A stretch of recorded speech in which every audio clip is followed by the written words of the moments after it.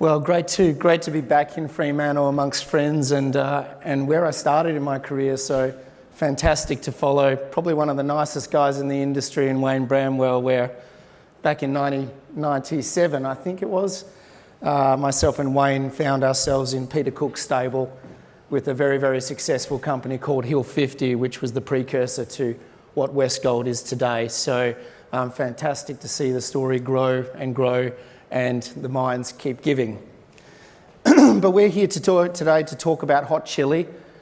16 years of my life building what is now the largest ASX copper development play. But we're going to talk about something very, very different. A story that was very similar to a story I told in 2019 when hot chili ushered in, a week after its initial drill results, our second major discovery in Cortadera, which quadrupled the existing Costa Fuego development on the coastline of Chile to a billion-tonne resource play.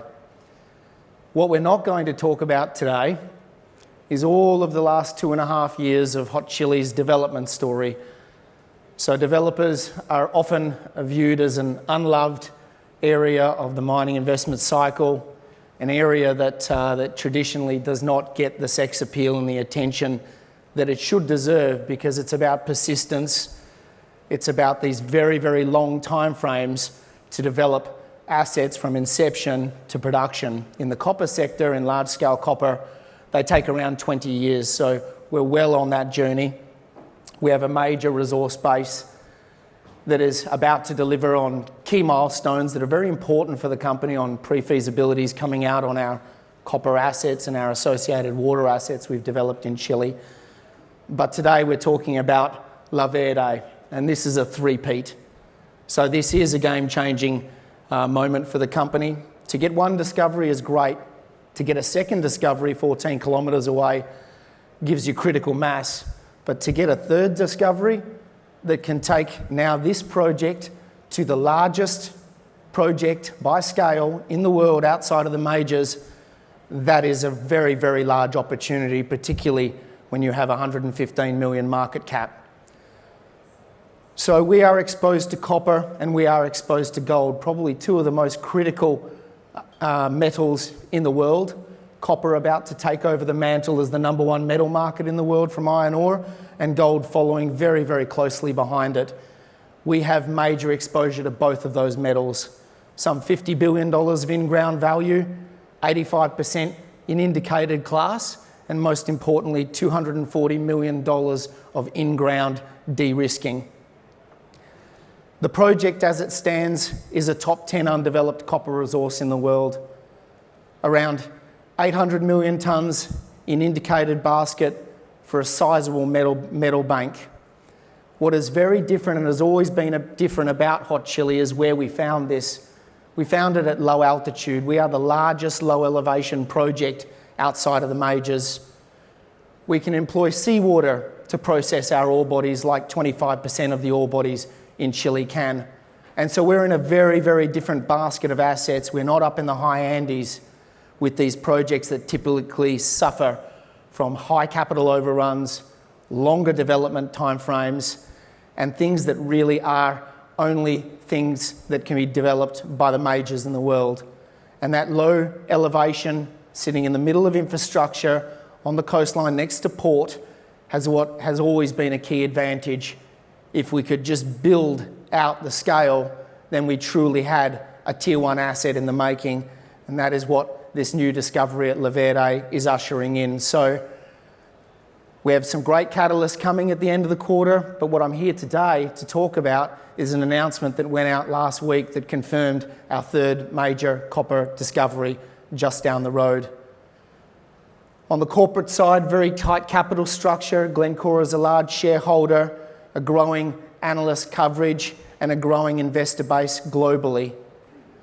When we look at where we sit, again, talking about elevation, it's coloured up by elevation. Not many projects of this scale sit in the blue. And we've shown a cross-section there just to exemplify what we are doing. We're down next to port. With all of the permits now developed, we took this very, very seriously, like most Australian companies do. We intended to build a new copper producer. And so because of that, we've taken no shortcuts. We've had 10 years of permitting in advance, and now we're on track to deliver our EIA this year following the commencement of our bankable studies. So the resource as it stands, 2 large-scale discoveries, one within 3 months of listing the company in 2010. About 6 years of consolidation, 6 to 7 years of consolidation. You see, Hot Chili has never claimed to be the company that discovered these assets. But what we've always done is we've taken discoveries that other people have made that have been in the hands of fractured ownership, multiple parties owned, and we've been the company that has been able to bring all of those parties together, unify it, and then be able to see the fruition of what that discovery eventually was. So unrecognised major discoveries where no one controlled the entire land position. Cortadera was the same. That was a bit quicker. That was 3 years of our life. And that was the asset that took this to 1 billion tonnes. So we've had consistent resource growth. We just wish that we could have orchestrated these one after another, but that's not how it works in Chile. And after 16 years of developing relationships and bringing assets like this together that not even the majors could achieve, we've made this part of the coastline our home. And now it's fantastic to see BHP moving in with a joint venture with Lundin above us, and this area representing nearly 20% of new supply for the copper sector. And that is very, very important to where we go. So already our resource base well within the top 10 undeveloped projects of the world, and really representing the grade of all of the new supply that is coming, as you can see. Elevation and the fact that we have water is really a standout. We're in the driest desert in the world where you are no longer able to take water out of the ground to build a mine, and now even to operate a mine. So when Hot Chili is one of only 2 companies in 18 years to have secured a maritime concession in Chile, that's something you need to stand up and take notice of, because when we made that application, you were able to take water out of the ground. Now you're not. And when we sit in a region where we're the only company holding a maritime concession to take water out of the ocean, and nearly every one of these deposits, except for a couple, require desalination, there's a big problem. And so that's something that we are leveraging. But now let's talk about La Verde, and what we've just heard is potentially a major game changer. You see, we're adding this on top of 1 billion tonnes. We're adding this on top of all of that permitting done and our near-term timeframes to production. So we're not starting this race at year 0, we're starting this race at year 14. And this is a bolt-on asset that is showing some extremely encouraging drill results, long, consistent mineralisation, and I might add, from surface. So this was a land holding that had all of the same characteristics as Cortadera and Productora. No one had their hands on all of it.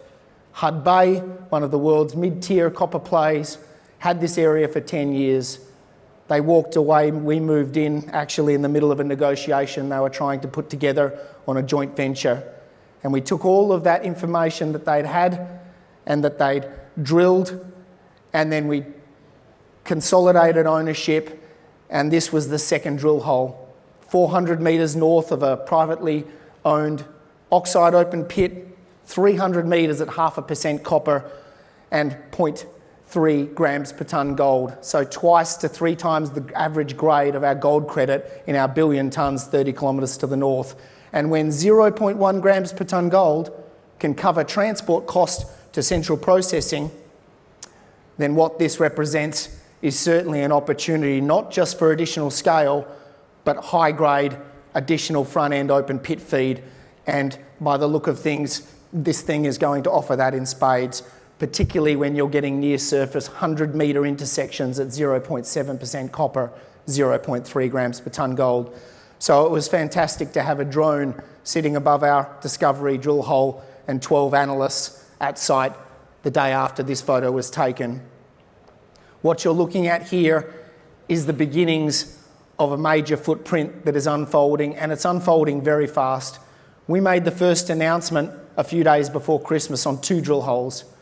Last week, we announced the results of a further 10 drill holes. We have 10 assays coming. We have a rig that is now starting to push out.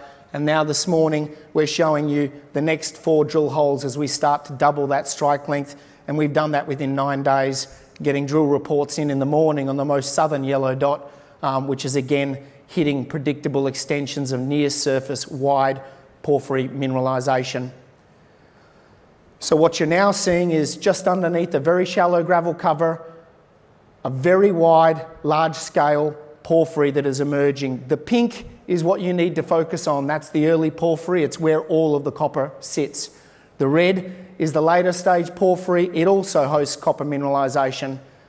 And we just have RC drilling, which means that every drill hole so far has hit porphyry mineralisation, and nearly all of those have ended in mineralisation to end of hole.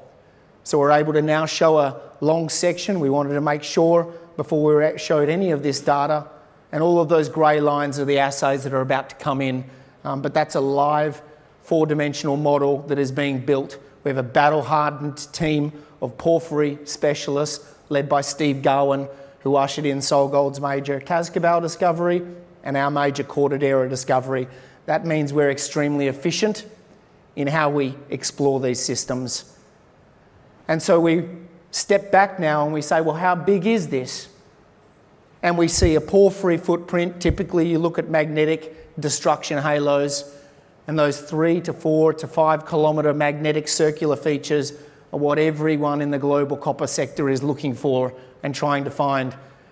And especially when there's gravel cover sequences covering up 70% of them, where a family 30 years ago had a little valley that exposed a small part of this porphyry. And because of that, it meant that the land ownership started to become fractured from that moment. So what we now look at is we look at other examples. And juniors have a habit of showing their deposits early against some of the world's biggest deposits, often known by the majors. We're not going to do that. We're going to compare it to our monster to the north, Cortadera, that added 700 million tonnes to our resource base. So at the moment, you can see a very similar footprint. What's really key is to look at the remnant areas of magnetite that relate to the porphyry centres. At Cortadera on the right, you can see 3 of them. They related to Cuerpo 1, 2 and 3. And on the left, what you're looking at is a much larger remnant magnetic response in the centre of a destroyed magnetite halo. This thing has a larger footprint, and we are predictably extending this now in areas along strike and along width. It's open laterally, and more importantly, it's open at depth. And when you put that into the context of what we found at Cortadera, where the high-grade core underpinning about 150 million tonnes at about 0.8% copper equivalent, we haven't even put the diamond rig into use yet. So this is very exciting to be seeing that pink porphyry at surface. We didn't find that in the high-grade core till 400 metres. So this is all about adding high-grade front-end tonnes and further capacity that can take this project at Costa Fuego from a 100 towards a 150,000 tonne per annum scale, and from a mine life that was 16 years in our PEA 18 months ago towards 30. We're not going to talk about this interesting water concept. Yes, we have the only water asset in this entire region. And yes, it's filled with 6 of the largest undeveloped projects owned by the largest companies in the world. And that is something that we're developing for ourselves. And we may well be developing that for the benefit of those large companies around us. So we're also completing a pre-feasibility and looking at how that might assist us in a very big problem juniors have when they take on projects of this scale. How do you finance the equity without destroying your shareholders? This asset is key when you look to transactions like Antofagasta selling their water rights for $600 million US and exiting $400 million of capital out of their project by bringing in a finance, build, own, operate water industry tier 1 player. So to summarise, we have a very advanced near-term large-scale asset that is about to get a lot bigger. And the last 2.5 years has been hot chili in the orphan phase, in the Lassonde Trough. and that ended last week. Now we have a lot to look forward to with Verde and the coming of our third major deposit. Thank you.